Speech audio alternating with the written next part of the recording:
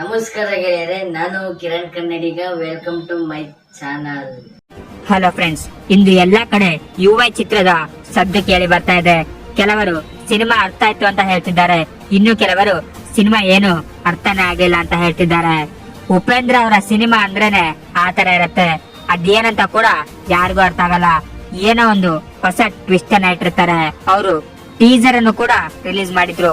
ಆ ಟೀಸರ್ ಅಲ್ಲಿ ಕತ್ತಲೆ ಸ್ಕ್ರೀನ್ ಮಾತ್ರ ಇತ್ತು ಹಾಗೂ ಬರೀ ವಾಯ್ಸ್ ಕೇಳಿಸ್ತಾ ಇತ್ತು. ಅದನ್ನು ಕಂಡು ಎಲ್ಲಾ ಪ್ರೇಕ್ಷಕರು ಶಾಕ್ ಆಗಿ ಹೋಗಿದ್ರು. ಇದೇನು ವಿಚಿತ್ರವಾಗಿದೆ ಅಂತ ಕೂಡ ಕೆಲವರು ಮಾತನಾಡಿಕೊಂಡಿದ್ರು. ಇನ್ನು ಕೆಲವರು ಇದು ಉಪ್ಪಿಯ ಬುದ್ಧಿವಂತಿಕೆ ಅಂತ ಕೂಡ ಹೇಳಿದ್ರು. ಕೆಲವು ಯುವ ಚಿತ್ರಮಂದಿರಗಳಲ್ಲಿ ಡಿ ಬಾಸ್ ಅವರ ಕಟ್ಔಟ್ ಕಂಡು ಬಂದಿವೆ. ಹೌದು, ಇದರ ಬಗ್ಗೆ ಪ್ರಶ್ನಿಸಿದಾಗ ಉಪೇಂದ್ರ ಅವರು ಒಂದು ಮಾತನ್ನ ಹೇಳ್ತಾರೆ. ಅದನ್ನು ಕೇಳಿದ್ರೆ ಎಲ್ಲಾ ಡಿ ಬಾಸ್ ಅಭಿಮಾನಿಗಳು ಖುಷಿ ಆಗೋದು ಗ್ಯಾರಂಟಿ. ಹೌದು, ನನ್ನ ಯಾವುದೇ ಸಿನಿಮಾ ಇರಲಿ ಡಿ ಬಾಸ್ ಅಭಿಮಾನಿಗಳು ಬಂದು ಸಪೋರ್ಟ್ ಮಾಡ್ತಾರೆ. ನಾನು ಬೆಳೆಯಲು ದರ್ಶನ್ ಅವರೇ ಕಾರಣ ಅಂತ ಉಪೇಂದ್ರ ಅವರು ಡೈರೆಕ್ಟ್ ಆಗಿಯೇ ಹೇಳಿಬಿಟ್ಟಿದ್ದಾರೆ.